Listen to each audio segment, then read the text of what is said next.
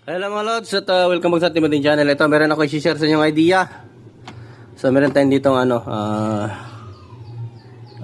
shower heater na Aristo ng brand Auris Multi. So ayan, ilang watts to, tingnan natin. So wala namang 10.5 to 12.5 kilowatts. Ayan o.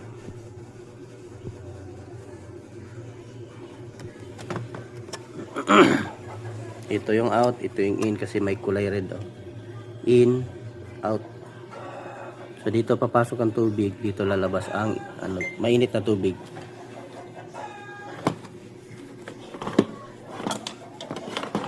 So ang problem daw nito ay hindi na umiinit. Actually na-repair ko na to. Pagkabit ko doon ulit ay ayun. Namatay na naman ulit.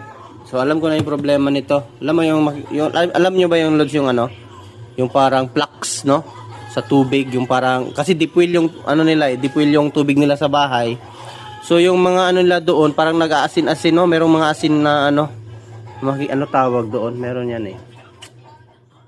Calcium ata yung dumidikit yung parang yung sa deep well na tubig, yung parang asin dumidikit sa yung sa mga tubo kung makikita mo, akala mo kalawang, yung pala yun siya parang tumitigas. Kumbaga sa ingipin pa natin, flux. Nagiging flux, no? Calcium ata, calcium. Calcium. Kasi dati ako maintenance ako dati sa hatchery ng mga manok. Sa machine ako, no? So yun yung kapag ka nag-general cleaning kami, yun yung tinatawag namin basta calcium yun siya. Ang tigas nun. So ito yung nagiging problem niya. Nag-stack up itong niya pinaka magnetic switch. Hindi nakakaangat kasi nga may bumabara na calcium. So ayan. Calcium ng tubig. So continue lang tayo mga lods. Open ko muna.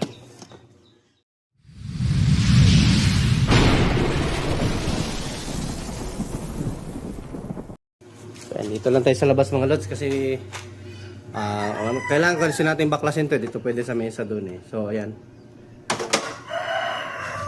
So ito yung niya float switch or magnetic switch.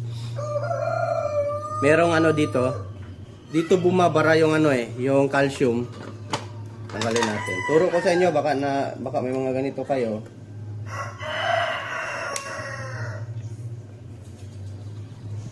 Turo ko sa inyo. Oops. Tanggalin muna natin, tanggalin. Pinutang ko to doon ulit. And then tinanggal ko kasi palagi na lang may bumabara. Nung last week, sinabihan ko sila na yung nila, yung pinaka deep well nila na tangke ay or yung tangke nila sa taas na ay sabi ko lagyan ng filter. So bago lang sila naglagay ng filter kasi ito yung naging sakit eh. Paulit-ulit lang hanggang sa nasira yung dito meron tayong ginamper dito na hindi na nagti-trigger itong hindi na wala nang kuryenteng dumadaloy kaya ginawa ko meron ako bypass doon supply 5 volts sa relay, supply ng relay, kaya ayan nag-trigger na yan siya. Okay na to. Yung problem natin ngayon dito is itong pinaka float switch.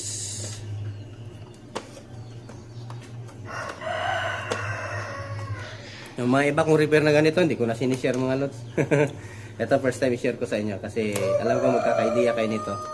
Dito palaging may bumabara sa kanyang float switch. Dito yung malalaking mga flakes ng calcium. So hindi na makaakyat yung tubig. Pag daan ng tubig tapos naiipit siya dito yung calcium. Wala, hindi na makadaan yung tubig. So kasi may magnet sa loob eh. Yung magnet hindi nakakaakyat, dapat kasi aakyat yung magnet. Kasi ito yung parang sensor na magnetic, no. So pag nakaka-sense yan na umaakyat yung so magkakaroon ito ng contact. Kumbaga close open lang siya. So ayan. Ang gagawin ko ngayon ito, babaklasin natin to. Kasi ang duda ko nandito sa loob yung mga flakes ng calcium. Namumuo na siya dito sa loob ng heater. Bigyan kayo ng sample, no. Kita niyo yung yung kettle heater niyo. So lalo-lalo yung tubig na ginagamit nyo palagi is deep well, hindi galing sa ano no, or walang chlorine. Kapag ka nag-ano kayo, yung pinakagitna ng heater, makita nyo yung parang may puti-puti na parang asin na tumitigas, yun yung calcium. So ganun din yung dito nangyayari kasi heater to eh. So dumikit yung mga ano, calcium sa pinaka-heater niya. So ngayon nagbabaklasan na sila. Siguro sobrang kapal na no. Ayan, ito yung problem. Dito bumabara yung calcium. Ayan. So ayan, tanggalin natin to. Sungkitin natin. Meron yan lock dito oh. Yan nyo lang.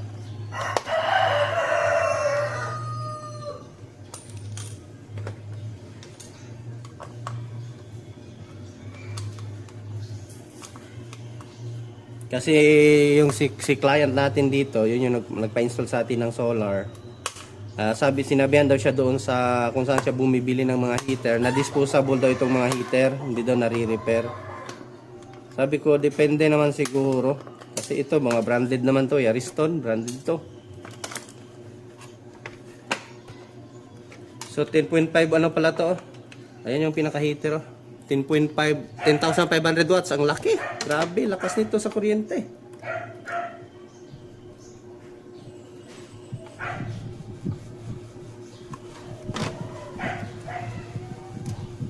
So, tanggalin natin itong pinaka-heater.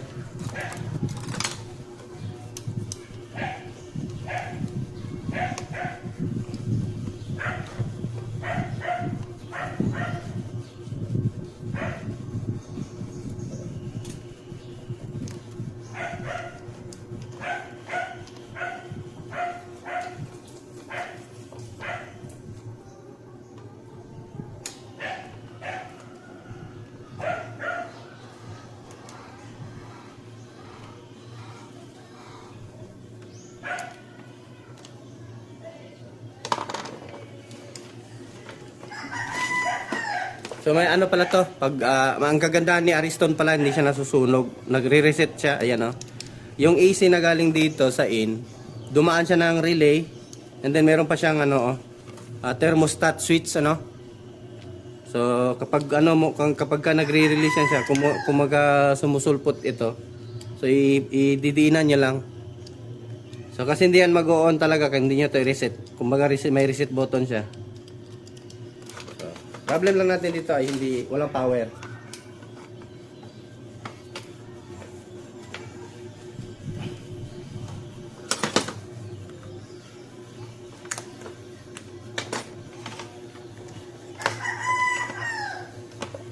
Tanggalin natin to. Babaklasin natin to.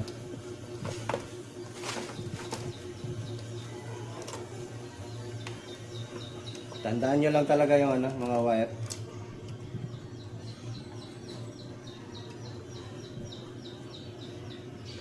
Mamarkahan natin para hindi tayo malito.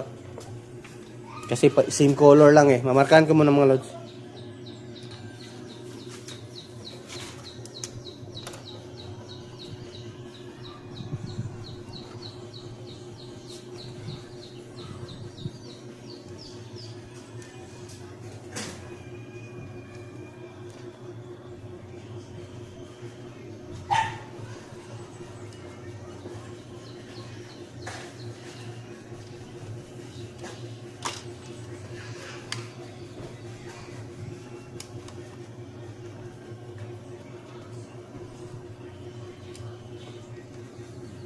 Kasi pag hindi natin yung markahan, magkabaliktad to.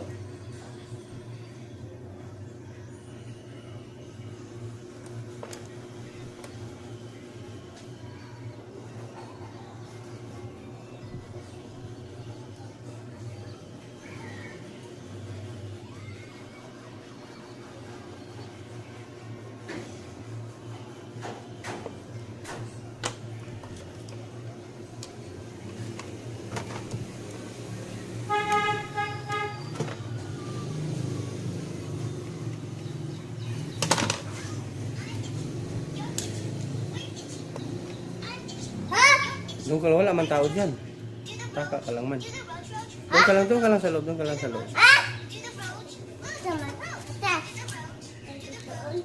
Wala nga tao dyan. Ulit-ulit ka lang man.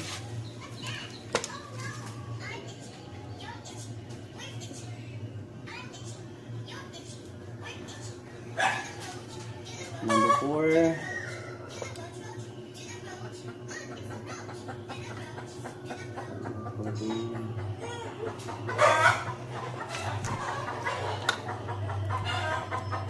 Itlog na yung manok ko.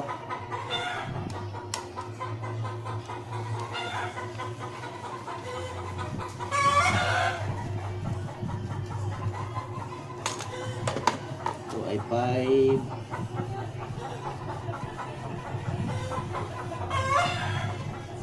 One, two, three, four, 5.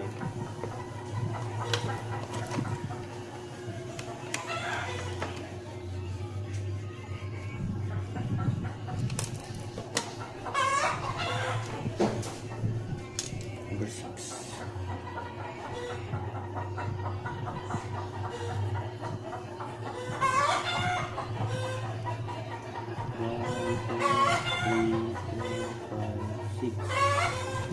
Ayan. Tandaan talaga para hindi tayo magka-dito. Dito naman.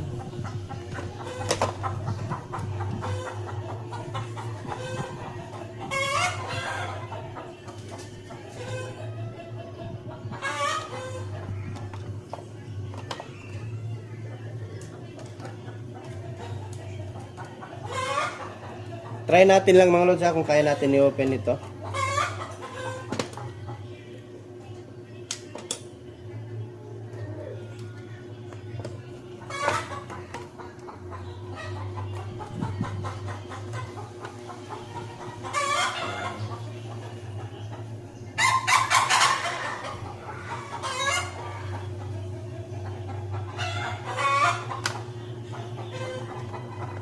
Ingay mo ah.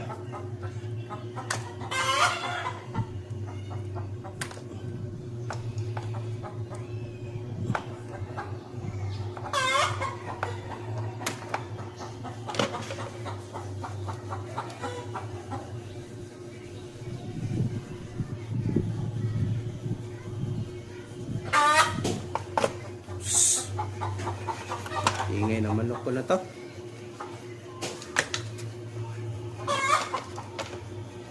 Ground.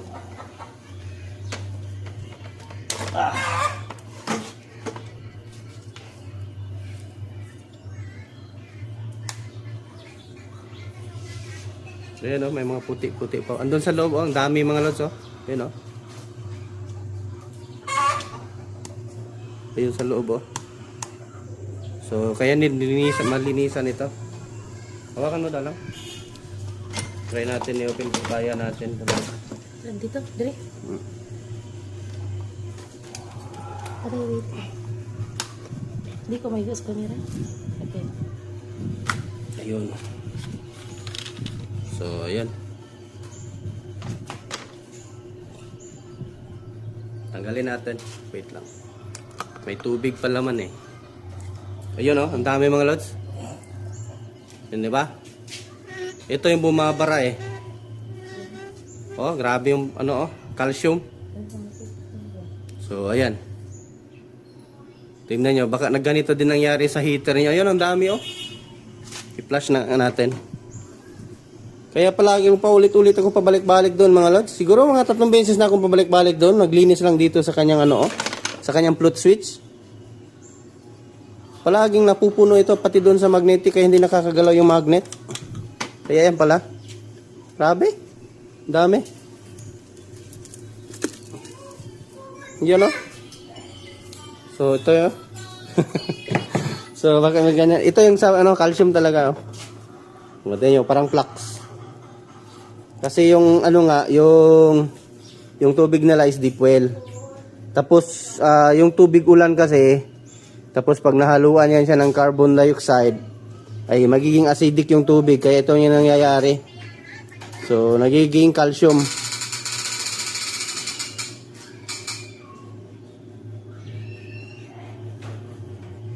So linisan na natin.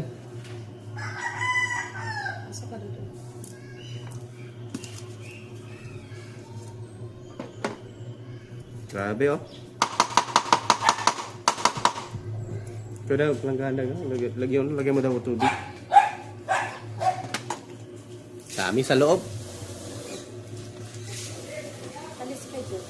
Kunin mo daw yung red ko doon, Maki. Yung pangkaskas, Maki. Yung red doon, yung panlinis ni Daddy. Kaskas. Baldi, butang.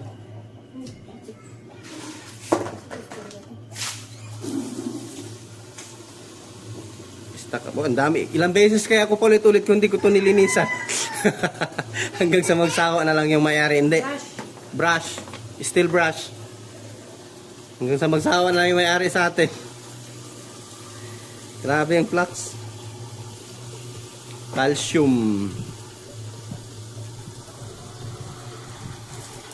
Puno? Yan. So, ayan, huwag kalimutang ilagyan. Marunong ka pala eh. Talino ka talaga. Dito, dali mo kay Daddy. Ayan. Yan ba? Ganyan gusto ko. Dapat alam. Dirty yan. Huwag pulutin. Grabe dito, oh. Ayan, oh. Tingnan yun. Dumikit sa mga heater. Naglagay na sila ng filter. Kaya yan, oh. Yan nangyari, oh. Nagsibakbakan na yung dumikit sa heater. Huwag mapakan.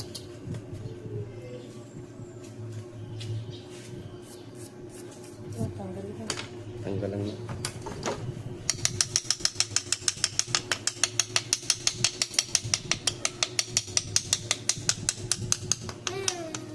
So, i-open nyo lang yung mga heater nyo.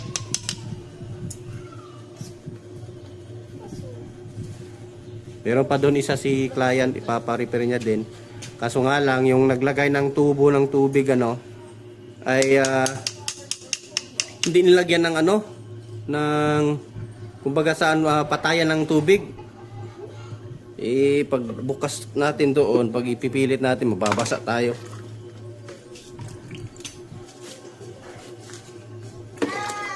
Grabe yung flux. Flux calcium.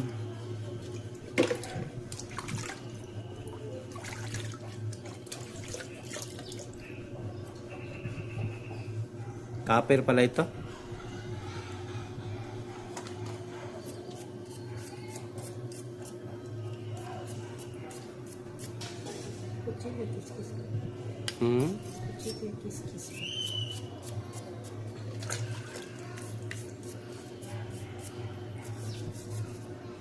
Ito ka daw. Bigyan mo daw ako kutsilyo.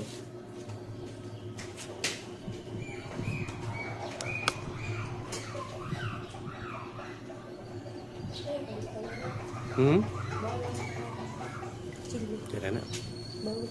Okay.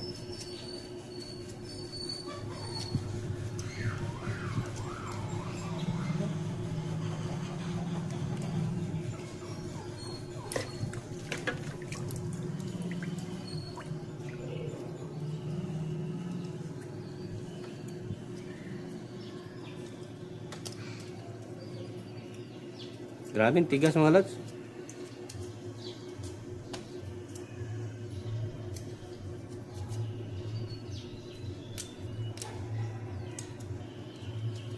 Calcium mine.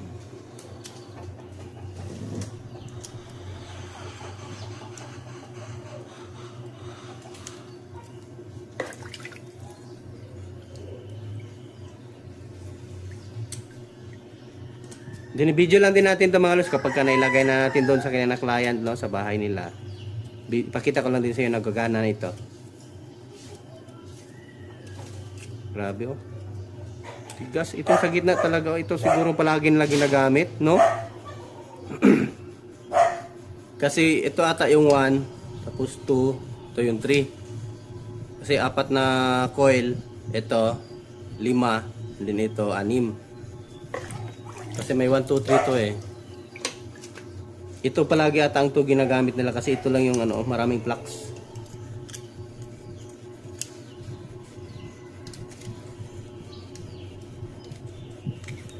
Calcium.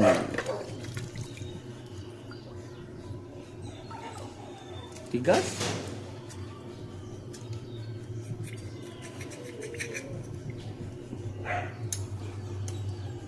May nilalagay ito na chemical eh, nalulusaw to eh. Lumalambot. Wala tayo nun.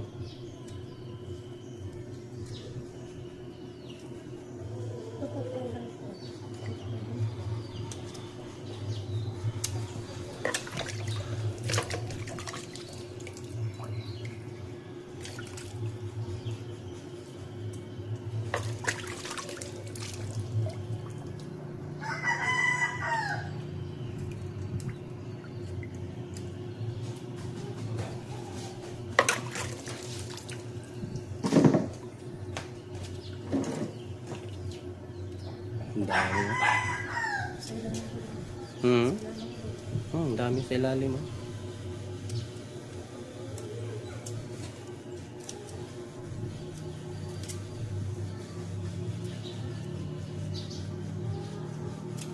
Number 2 yung palagi ginagamit nila.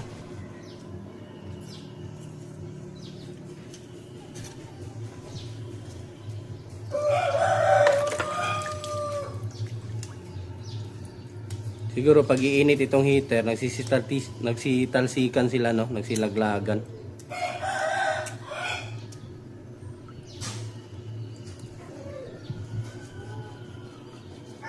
Dami, grabe.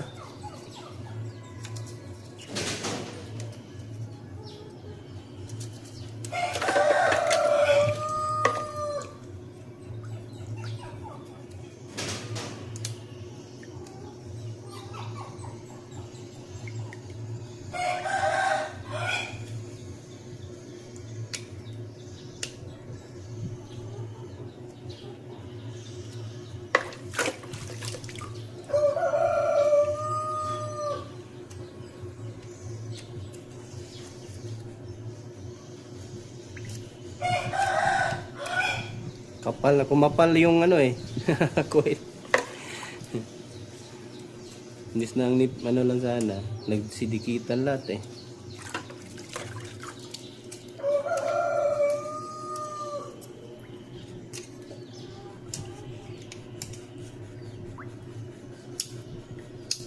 Sabi oh.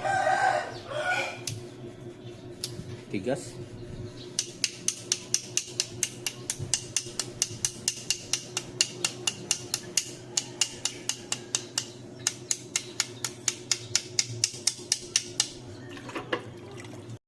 Ay mga lods, medyo malinis na ang kahimtang. Ayan o. Pwede na siguro to. Lumabas na yung pagkaka-upper niya. Wala na yung mga ano, malinis na. Grabe yung calcium mga lods. So ito, sa loob, linisan natin.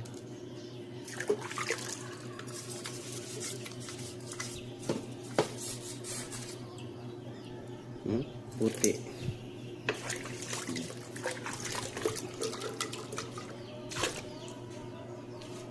Linisan ko muna.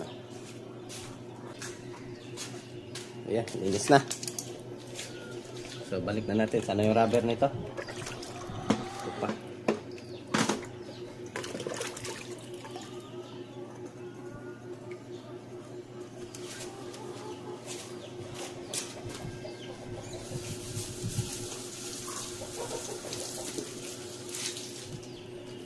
Heater.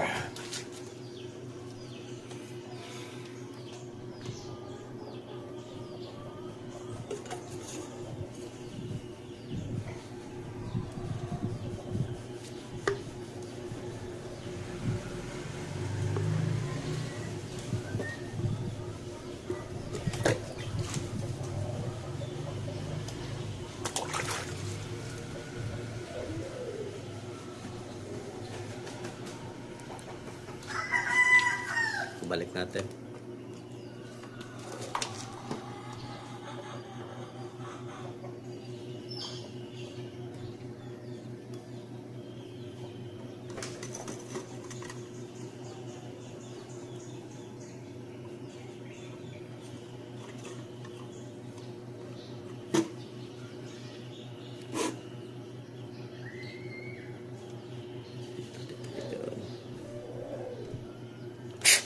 Tapos takip.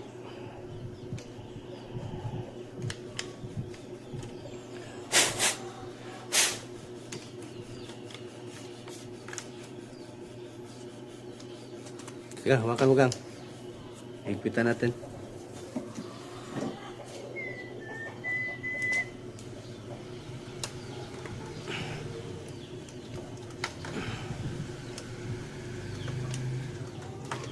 Sakit. Hindi na yan magano. Sakit.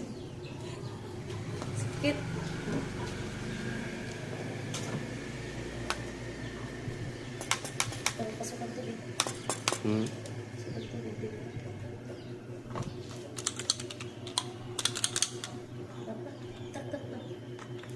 Ano yan? Float switch.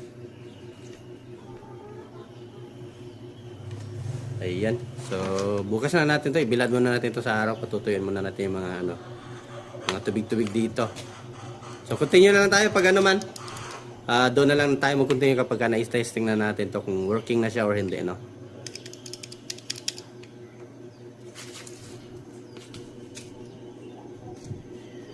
So, ayun mga lods, mag-install na kami. So, dyan natin install. So, video ako saan? Yan lang saan. So, install tayo ng ano. Install na natin ito.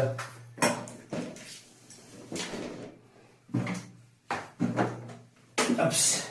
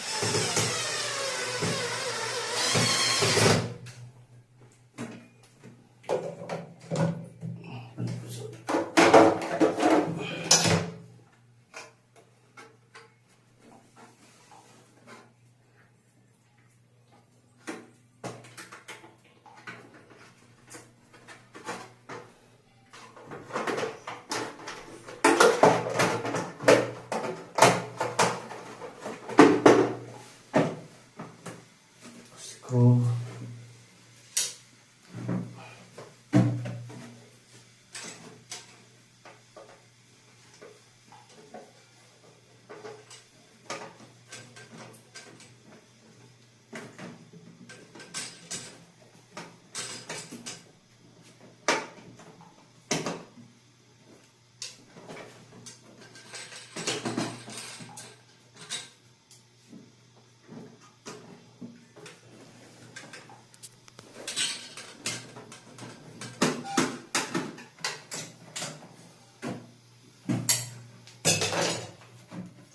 Rubber.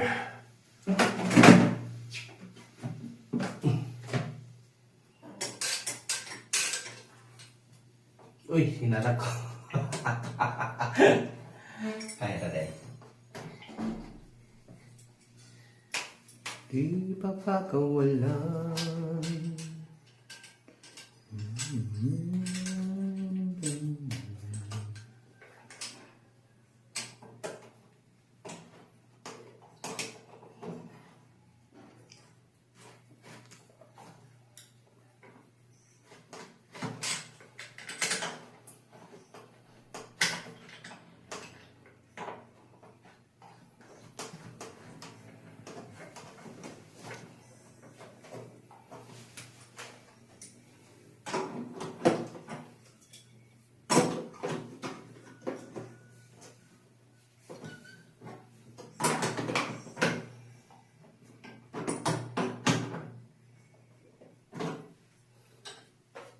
Plastik ka na, nahulog. Ano yung plastik puti? Puti, kaya ako guma. Guma. Ano ko ba? Pagkakaan ako.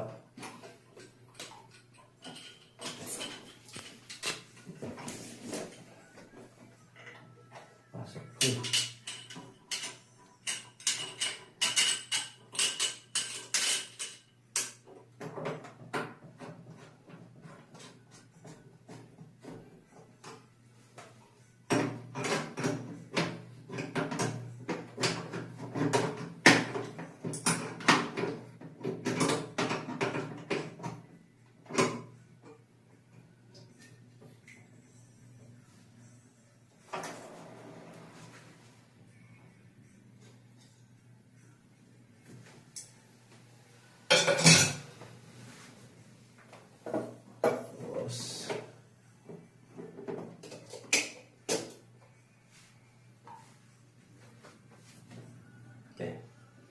So yan, huwag kalimutan mag-like mga lods.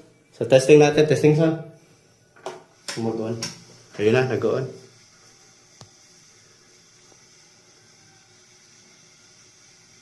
Saan sabitan eh?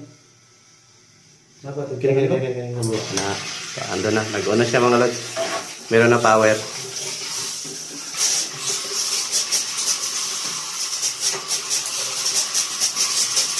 May masyadong mahangin yung tubig nila. Init na. So number 2, ayan number 2, then 3. So buo na siya. Okay na, yun lang ang problema mga lods, madumi lang. So mainit na nagano. Ang ibig lang. Gilid. So yun. So ayan. May power. Okay na eh. So okay na siya. Dandan lang tayo. Ayan. So, ayan. Thanks for watching mga lods. So, okay na. So, the problem na tayo. Pwede na sila maligo ulit. Kape na lang ang kulang. So, ayan. Thanks for watching. Uwi na kami.